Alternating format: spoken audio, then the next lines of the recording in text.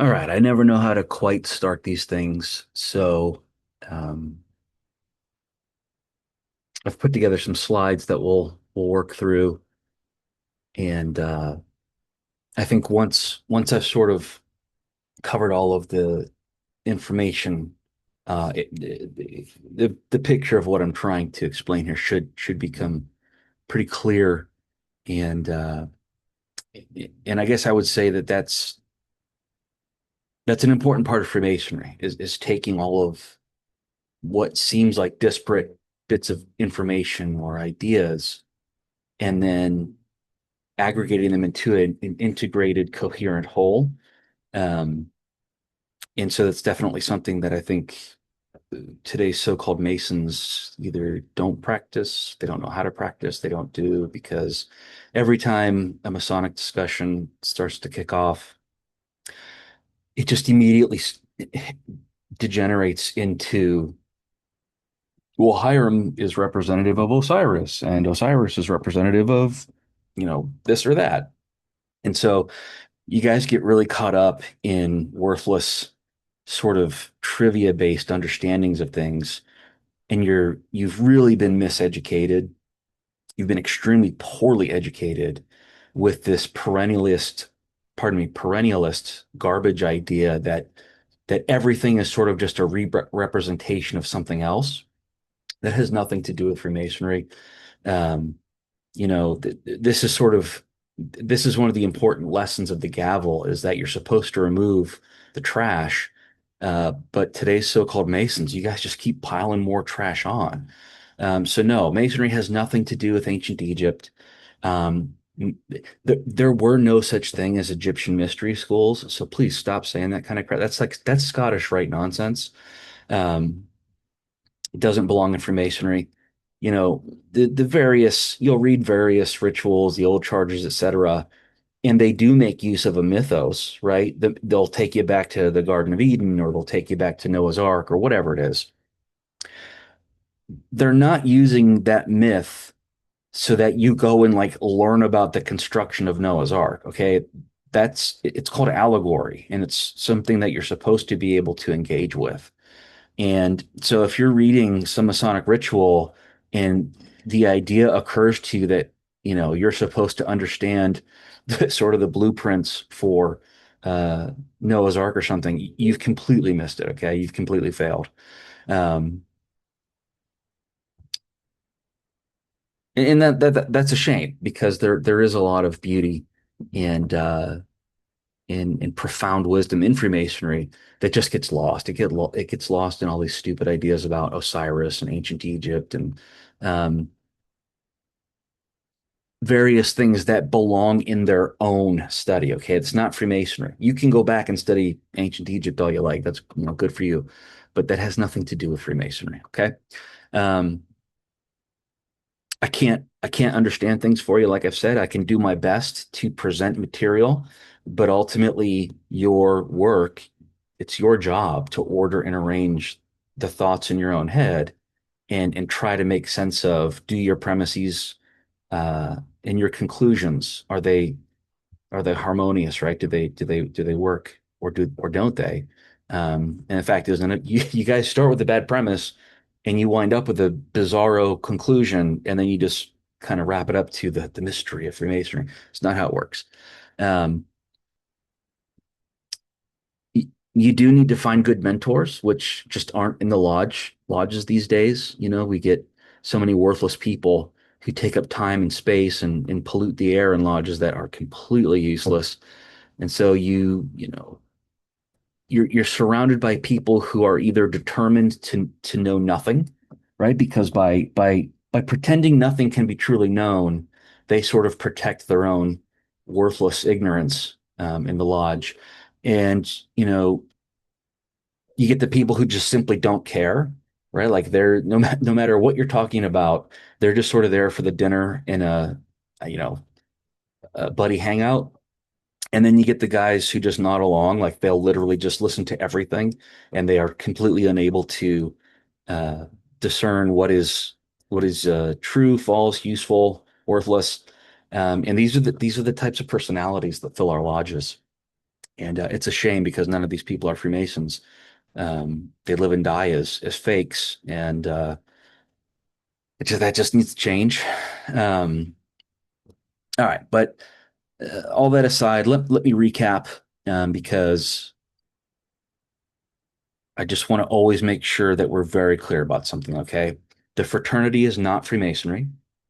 Um, if and when Freemasonry is properly observed, fraternity will naturally emerge out of that. But today's rat fraud slop house, they completely invert that. And so what you've been sold fraternity under the guise of mysterious masonry.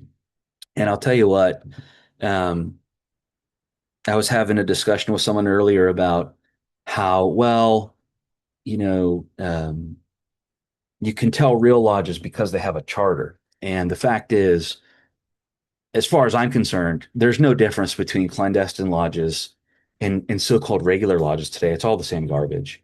And the only thing your charter does for you is it concretizes the idea that you're a fundraising economic unit. Okay. Um, the charter is completely worthless. Every time I read the ritual, it kind of sticks out like a sore thumb, to use the phrase, because no, you don't need a charter to be a lodge. You're a lodge is a number of brethren who properly observe masonry. So this charter business is complete garbage. And like I said, the only thing today that differentiates a clandestine lodge from uh, a so-called regular lodge is the fact that the regular lodge just has a system of dues, right? You're a nonprofit. There's a money management aspect to it that clandestine lodges wouldn't have. But outside of that, you're all still the same stupid people running through a bullshit, ritual and pretending you're Masons. So, um, ditch. If you wanted to be fundraising nice guys, you should have joined the Elks. You should have joined the Rotary. You should have joined any number of any other fraternal organizations. But no, you guys are vain, stupid assholes, and you wanted to join Masonry. You lied about your belief. You have no belief in anything. You lied about why you're there. You just were, again, a vain piece of shit, and you thought, oh, I'll join the Freemasons and I'll associate myself with mysticism and wisdom, et cetera, et cetera. You guys are a joke. Like, please, just leave. But all that to say, the fraternity is not Freemasonry. The fraternity is a disease. Um, what is Freemasonry? It's an academic religious tradition. Okay, that's what Freemasonry is. It's a Christian morality, a uh, a Socratic allegory, and geometric symbols as we learn in Euclid's Elements. All right, that's what Freemasonry is. Um, and just to recap part of a previous talk, operative and speculative masonry were always two parts of the same thing. And what happened is over time, the operative work fell out and essentially disappeared. Um, but I want to talk about this little timeline I've put together. And this is by no means exact. Okay. I did this, I think, in like 10 minutes. Um, and so I want to focus a little bit on like the years 1400 through the 1600s, I guess, because this is really where, the secrets of the stonemasons uh, come to light. But I'll do just a real quick run through here because according to my research, according to me, Freemasonry really starts late 1200s, starts as what we know as chivalry. And I highly recommend any Mason read Ramon Lull's book of the Order of Chivalry, because that's basically proto-Masonry right there for you. We get the Regius poem, which is where uh, at least according to, Masonic historians, that's kind of where you should start when you learn about Freemasonry. I think it's actually a good starting point too. Um, Start with the Regius poem, actually read it. Okay. Don't just skim through it, read it so that you understand what you're talking about. But this is where, this is where we get this um, system of morality veiled in allegory and illustrated with symbols. And we get this idea where a man, a stonemason, an operative stonemason's faith and reason should be in sync, right? They should be a complementary binary, not an oppositional one. And I would say that back in this time they still are, right? Faith and reason are not enemies yet. That doesn't happen until much later. Um, but up until uh, up until Occam, it's really faith and reason are a complementary pair. Okay, anyways, Church of England occurs in the 1500s. The 1500s is super important. That's what a lot of my slides are going to focus on today will be about. And then the 1600s is that's where you get the historical sort of nosedive with the operative masonry. And so, as I mentioned before, as operative masonry died out, the speculative aspects, the educational aspects never did die out. Okay. The philosophical and theological aspects of masonry, which were always part of the operative uh, masonry, that's what was left. Um, Speculative lodges, by the 1700s they're like the cesspool that you see today. Uh, this beautiful quote that comes from the history of Freemasonry and Concordant orders reads, by the year 1702, speculative lodges in England, they decayed and fell into oblivion. They became so degenerated as to be applied for purposes of gain and self-interest, and not unlike today, they appear to the minds of the credulous, the superstitious, the idiots, as a mysterious secret society, useful for networking is what it was for. And it was recorded back in that day that you go to taverns and such, and you'd see signs that say Masons made here for 125. So has Masonry changed? Has the fraternity changed in essence since then? No, it's still the same cesspool full of dumbass people who don't really care about Masonry. But again, they have some vain, womanish desire to present themselves as Freemasons to the world. 1738, our papal ban occurs. Um, and then in 1776, we get Weishaupt's Illuminati, which was a giant piece of shit, again, worthless. And I want it to be, I mean, this is what Scottish Rite is based off of. Okay, Scottish Rite is like a pastiche of Weishaupt's Illuminati. It's just as stupid. It's just as worthless. Um, you know, you could, there's no reason you should ever join the Scottish Rite. I can only say that after having done so myself. So maybe I would amend that and say the only reason to go through Scottish Rite is to kind of see why it's a giant failure, why it's a giant stupid system. But I mean, it's just a waste of time. All right, this is important to me because whenever I read Christian complaints about Freemasonry, and I want to say it's 10 out of 10. Okay, it's 100% of the time. They always bring up Albert Pike, right? And I get that I'm going on and on about this, but it's important. Albert Pike and this in his Scottish Rite have nothing to do with Freemasonry. Okay, so I would remind us the papal ban happens in 1738. Albert Pike isn't born until 1809 or something. Okay, so right, like 70 plus years after the Masonic papal ban, does Fat Albert come into play, and his sloppy right system doesn't even occur until the late 1800s. So I mean, it's just please stop using the Scottish Rite, stop using Albert Pike as um, some sort of basis for understanding Freemasonry. The Scottish Rite has nothing to do with Freemasonry. The Scottish Rite is a joke. It's a stupid system. stop using it as some sort of authority on what Freemasonry is. And I would follow that up with the fact that the 1800s itself is kind of a cesspool of culture because we get Blavatsky, we get Annie Besant, we get Aleister Crowley, we get Pike, we get all of these sort of subliterate idiot people who are just polluting culture, polluting society with their spiritism, their perennialism, their secret wisdom kind of nonsense. It's garbage. That takes us into the 1900s. I mean, by this time, the fraternity is just it's an assembly line. So you have a pulse and you can sign your name. You're made a Freemason like that. No problem.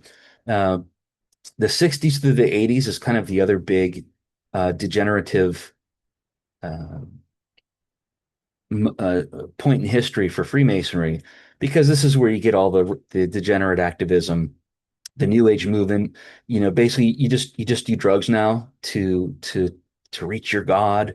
A lot of people are saying you are a God, and so I mean, this is like cultural HIV in this time frame.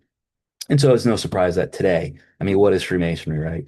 Uh, it's nothing but a self-indulgent, fallacy of self-validation. So it's all about your personal experience. It's all about I don't know how many times I listen to these dumbass Masons and they're like, oh, it's about the divine feminine.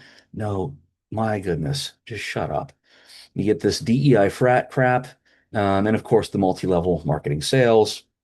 This is, of course, the only reason your charter has any meaning at all is because that charter helps to um, micromanage the the the uh, the nonprofit aspects of the lodge because it is what's a 501(c)(3), so there are tax implications. But you don't need a charter to be a lodge. You need men who know what they're doing, and who do it correctly is what you need. They have some 2050 plan. My hope, I don't have the most recent data, right? So as of 2023, the numbers are low. They have gotten lower since then, but again, I don't have the actual numbers. But by 2050, the hope is that the Masonic fraternity just finally dies, that the its immune deficiency syndrome uh, overcomes it, and it just completely passes away because once the fraternity's gone, once you get rid of all the monetary aspects, there's potential that the actual tradition can be picked back up and cleaned off and, and maybe reclaimed there. But that's my little off the cuff um, timeline. And we're going to move to the next slide here. And this is why I'm going to go into the 14 and 1500s at this point. Um,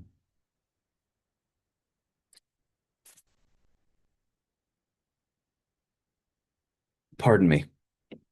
The Freemasonry as a thing would have really been what was considered a Christian confraternity. And I encourage you to look that word up, do some work for yourself, look up a confraternity. Why it's important is because Luca Pacioli here was a Franciscan brother of the Third Order, which is what it's called. They were a Third Order confraternity, okay? And he's the guy that writes this book, The Divine Proportion, uh, Divina Proportione, is how I think it's pronounced. Um, it's all about the divine proportion, and the divine proportion is literally just a synonym. It means the golden mean, which is what you would have. The ancient Greeks called it the golden mean, right? The goodness, Plato and those men of ancient times would have called it golden mean. Fast forward to the 1500s, and Luca is now calling it the divine proportion.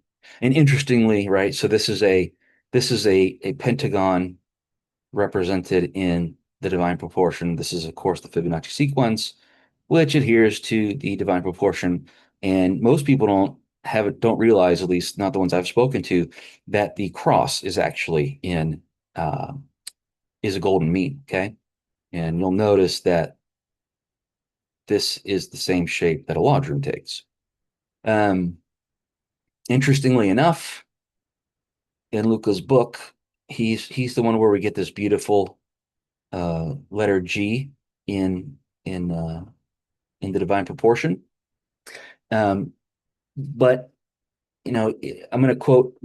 I've cited him a couple of times from chapter 5. It seems to me that the proper title for this treatise must be Divine Proportion, because there are very many similar attributes which I find in our proportion, all benefiting God Himself, which is the subject of our very useful discourse. Okay, so it's about God. It's about geometry and God. Just like God cannot be properly defined, nor can be understood through words, likewise, this proportion of ours cannot ever be designated through intelligible numbers, nor can it be expressed through any rational quantity, but always remains occult and secret and is called irrational by the mathematicians. Okay, masonry is a science. Well, here you go. It's a secret science, which is which takes its um, or is founded on this idea of nature and revelation. Okay, of God and God's creation. Um, and this book, Divine Proportion, is uh, is super important, especially for Masons to study, because and I'm gonna cite Michael Schneider's Beginner's Guide to Constructing the Universe here. Periodically throughout history, the construction of the Pentagon has been so revered that it was kept secret by various societies who recognized its predominance in nature and its potent effect on human nature. They studied the pentad's principles in geometry and nature and its psychological effect deeply enough to see in its application and knowledge that could be misused. Here's I highlighted these because they're important, okay? Around 500 BC, the pentagram star was the sign used by advanced members of the Pythagorean society to recognize one another. And 1,000 years later, it was a guarded teaching tool only taught orally, not written about by the craft guilds who infused its symbolism into the designs of Gothic cathedrals. It wasn't until 1509 when monk Frater, which means brother, Luca Pacioli, inventor of double entry bookkeeping and the mathematics teacher of Leonardo da Vinci, published De Divina Proportione, that the method of its construction and unique geometric properties was revealed to artists and philosophers in public. Okay, why is Luca important? Because he's the guy that wrote the book that disclosed the secret construction of the secret teaching tool, which the Masons used, which had been inherited um, through time from the Pythagoreans. All right. Again, that's super spotty. I know I'm covering like huge swaths of time here, but these you can use these as little guide stones, okay, and fill in the blanks. You're a Mason, it's your job anyway, so get to work. All right, 1509, super important year. And here's where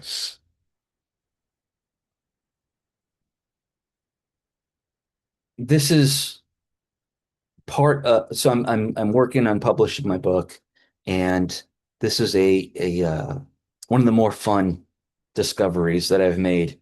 And I will say, oftentimes I'll talk to Masons, and I get a lot of the nod alongs. They're like, yeah, yeah, that's right. And so they always like to pretend like they knew something after I've already explained it. And so I want if anybody has already taught you this, or if anybody has already showed you this, I would love to know, because um, as far as I'm concerned, this is kind of groundbreaking stuff that we're going to get into next. But let's focus on 1509, because in that same year, Raphael Urbino is um, working on three giant paintings. Okay, it's the School of Athens, the Disputation, and the Healing of the Lame Man. All right, these three paintings represent all of Freemasonry in three images. And we're gonna talk through that now. Okay. And if you want to, you can pause this video because I'm going to ask you something. I'm going to say, can you find the Masonic Lodge in this picture? And I've asked people over the past 10 years, they can't find it until I've shown it to them. But, I haven't spoken to everybody in the world, of course, but I challenge you, go ahead and pause it, look at the image, tell me if you can find the lodge that is represented in this painting. All right. Assuming you've paused and come back, I'm now going to show it to you. All right. If we think about a Masonic lodge and we break it down to its most basic parts, right? It's of course the lodge room, and then you've got the pillars, you've got the altar, and then the master, right? That's sort of the path of the prospect to the master. Well, we will find that all right here in the bottom of this image. We see Raphael here, who's going through these pillars, okay, the heaven and the earth. Who is his guide? It's Euclid. And Euclid is drawing on his trestle board, which then leads us to the altar, where he would presumably take his obligation. And he would do so by means of the master, who is Pythagoras. And of course, Pythagoras was known as the master. Um, who's also worked, this is the master's trestle board. Okay. And so this right here, I'm comfortable saying that Raphael was. I think this is what sort of kicks off speculative Freemasonry. Um, in in sharp, rather, that's not right. This is what reveals speculative Masonry as it would have been when it was married to operative Masonry. Okay, and of course here we have our pillars, our guide, and our trestle board, our altar, and the master. Okay. And note that here's Raphael before he goes through. Here's Raphael after he goes through. All right. And you notice he's passing through, and then he's in his bright white cloth, which was traditionally what would have happened with the Pythagoreans. This is the kind of stuff they wore. Um, some people want to say that this is like Sappho or Hypatia. Get the hell out of here. No, this is Raphael after he's been through his initiation. All right. The second painting, and remember, this is all occurring from 1509 to like 1511. Okay. This is the disputation. And the disputation is about reason and revelation. And notice we have this little object on this altar here. This is called a monstrance. All right. This monstrance is what the lodge represents by use of a point, within a circle. Okay. A monstrance holds the Eucharist. It's basically Jesus as the bread of life. Well, there's a reason the Saints John represent the two parallel lines, right? Because if you track them to uh, you don't need the book wasn't always here, and you don't need it here, right? Any person with any common sense at all would say, what do John the Baptist and John the Evangelist have to do with each other? What's being symbolized here? Well, obviously Jesus Christ, okay, right? You've got John the Baptist who proclaimed the coming of Jesus Christ, and you have John the Evangelist who carried on things after Christ was crucified. Okay, this is exactly what the lodge is meant to be. All right, it's meant to be a series of philosophical and theological discussions around reason and revelation, right? Faith and reason, as it were. Um, which brings us to the next slide. So this is Raphael's healing of the lame man. And oh goodness, let me bring this up for us because actually I'll just read it here.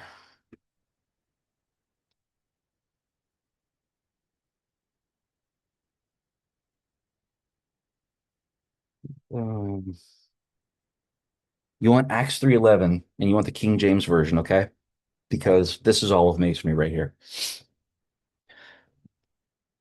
The healing of the lame man. This painting is representative of Acts 3:11, and actually 3:11 reads, "And as the lame man which was healed held Peter and John, all the people ran together unto them in the porch that is called Solomon's, greatly wondering."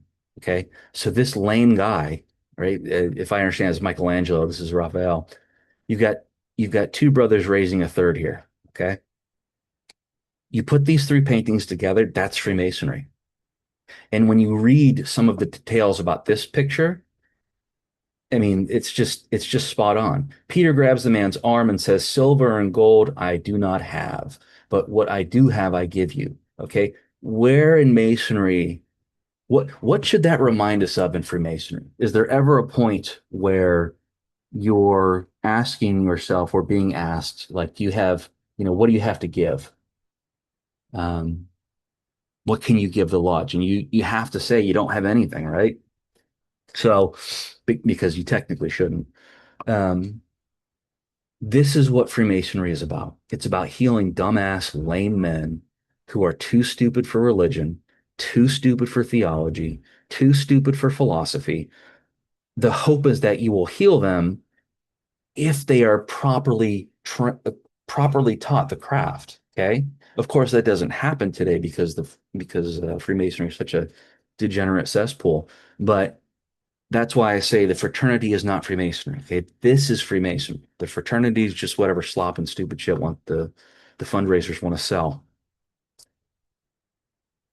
All right, let's break this down a little bit even further. Okay, so not only do those three images, if you have any common sense, right, after what I've just showed you, there really should be a click here. You should be like, oh gosh, that makes sense. But let's even take it further. Let's look at the constitutions of the 1700s.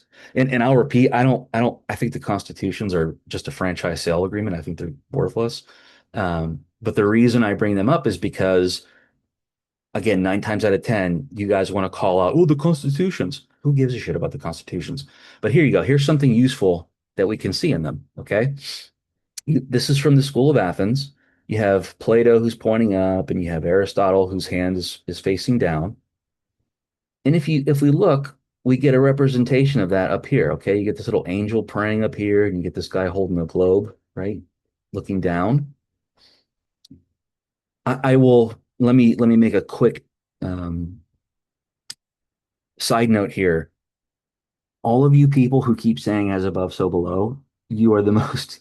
You are so irritating and so stupid. Okay, as above, so below comes from Plato, and he's saying that because the earth is a sphere, there is no above and below, right? You're on a circle. So above and below are the same when you're on a sphere because it spins. There really is no top or bottom, right? Unless you're relative to something else.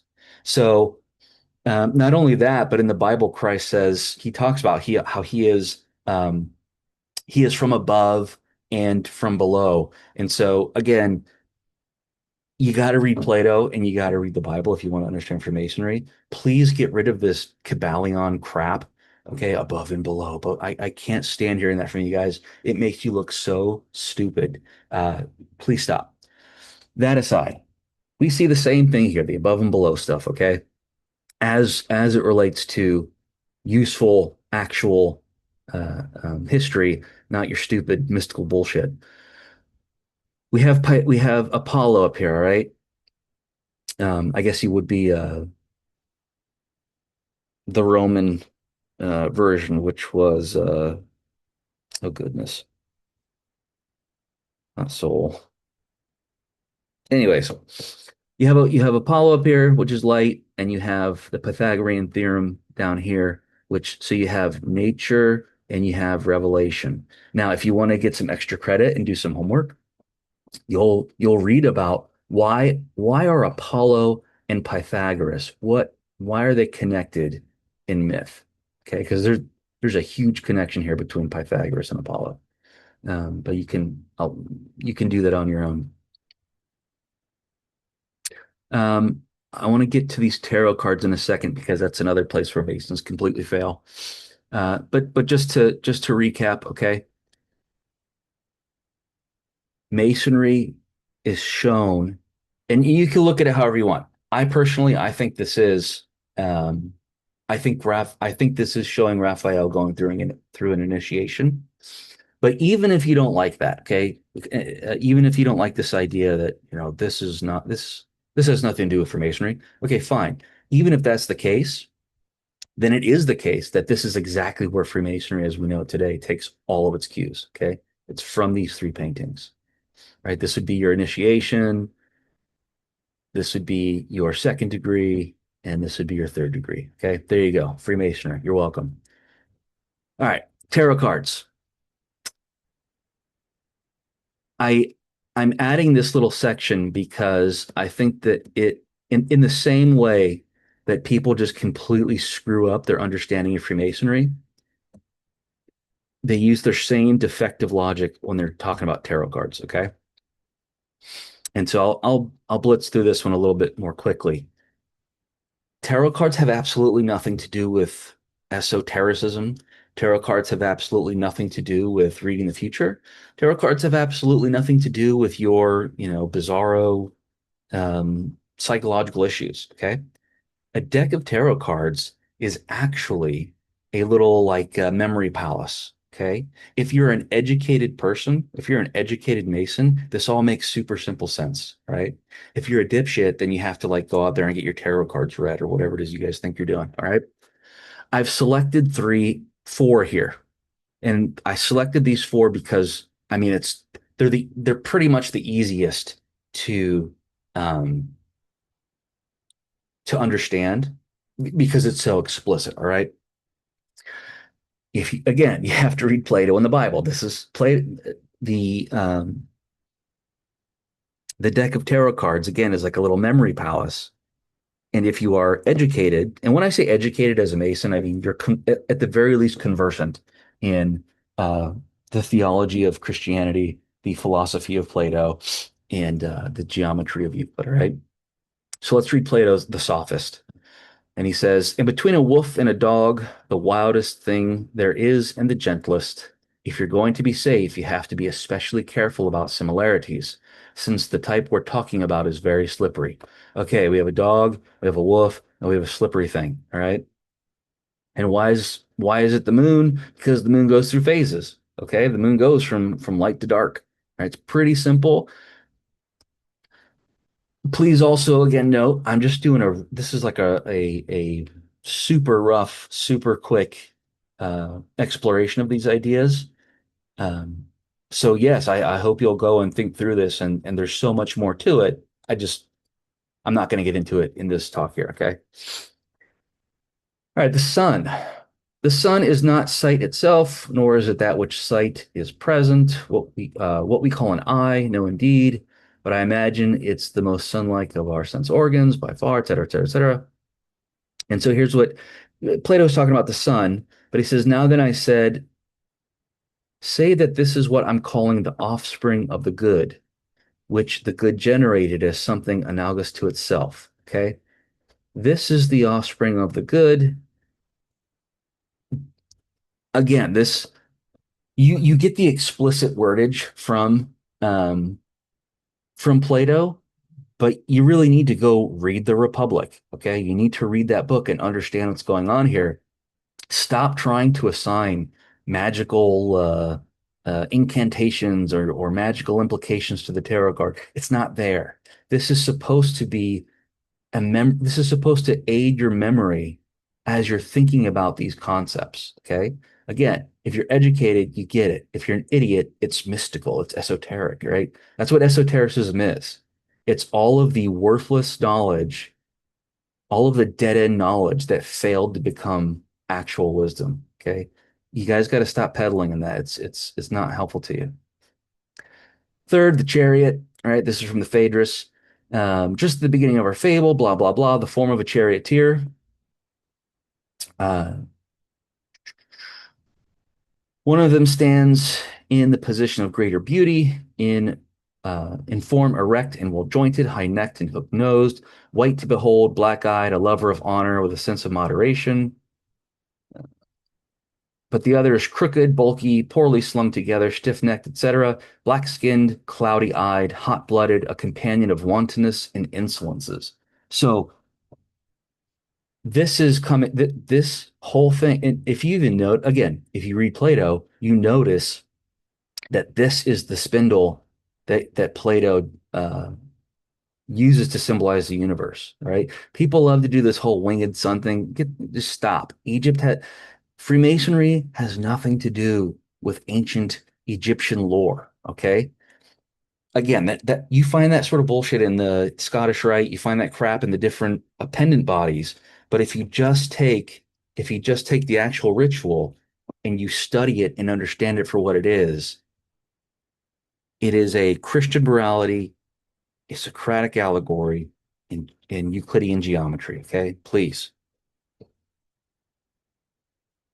The last one here, the Wheel of Fortune. And again, if you're educated, and even if you're just curious, even if you just take the time to research things, you will find answers. And so, I mean, it's really important that you hammer down on the fraternity because it's so stupid and worthless. Like, again, you guys need to leave, get out. You're not Masons. Go join the Elks, the Rotary, go join something else where you can pat yourself on the back for being, charitable and you can pretend that you're, brotherly somehow. You don't belong in Masonry. Freemasonry as a tradition doesn't welcome you, it rejects you, regardless of what the fraternity says. Will you really try to stop the wheel of her, pardon me, will you really try to stop the whirl of her turning wheel? Why, you are the biggest fool alive. If it once stops, it ceases to be the wheel of fortune. This is from Boethius in his Consolation Philosophy. Of course, these images all track back to um, this idea of a central fire, right? It's a Pythagorean concept, and it's represented basically in many different forms.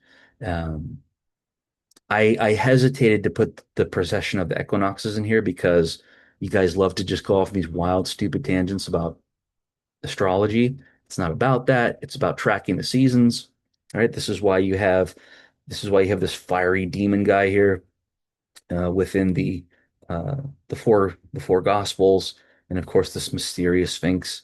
Um, please stop overcomplicating these ideas because what make it's not just Masons. Many people fall for this. The more complex and convoluted they can make something, the more they think they understand it. Okay. The problem is Masonry is about elegant simplicity. So with Masonry, the more complex and kind of weird you have to make it, the more everybody knows you're just an idiot who's full of crap. Okay. Masonry is about finely, perfectly fitted stones, not all this other stuff. Okay. So again, you need elegant beauty to understand Freemasonry, not all of your mystical bullcrap. Um, I will track back to the construction of the pentagram because it's still being used today. This is another presentation I did however many years ago. So this Cathedral of St. John, it's being built right now as I speak, right? And they are still using this uh, this Masonic teaching technique, okay, where they employ the pentagram in the construction of the building, um, which I think is fascinating. But also, when we again, I often hesitate to bring up these elemental I ideas because you guys want to go off into alchemy and stuff. Freemasonry has nothing to do with alchemy. Freemasonry has nothing to do with astrology, right? Please get it right because you're obnoxious. What it is the square, according to Plato, okay, is the Earth is cubical and the universe is spherical. And so with the compass and the square, we are getting this, again, this fifth element, right? And um, I'll leave it at that. Well, maybe not. When you think about your mosaic pavement and your indented tessel, I get people who want to tell me that it's tassels. It's not tassels, guys. Okay, it's tessellation. And it's tessellation because that's a mathematical term. This is tessellation. You see how these shapes they interlock so that it looks like just one big picture, but it's actually, these little triangles laced within each other. That is tessellation. So masonry gives you a mosaic pavement with a tessellated border. Why? Well, again, because when these two things come together, right? When fire and earth come together, you get creation. You get this fifth element, this magical fifth, Platonic form. This is all stuff that should be occurring to you via context clues. And again, I do kind of want to be harsh on you guys. Like my 10-year-old knows how to use context clues to figure things out. And you guys are adult men who are too stupid to figure stuff out. And so instead you just go and you start making up all these weird convolutions about how Hiram is Osiris and this, that, and the other. Stop doing that, okay? You're stupid and it's obnoxious. And we need men who care about Freemasonry enough to get it right. What we absolutely don't need any more of this my personal Masonic mental masturbatory experience, okay? That is the last thing we need. But shoot, uh been going on for a while, so I'm gonna close this out. Um Thank you again to the people who reach out, especially to the people who disagree, but they disagree and present some argument to me. I appreciate that a lot. I mean, you're still wrong, but I can't tell you how nice it is to interact with people who actually have a working mind and are able to, again, order and arrange the thoughts in their head to present, you know, to attempt to present some sort of knowledge. Please keep doing that. The people who are crying about not being brotherly, I don't care. You're not a brother. You're not on the level, so shut up.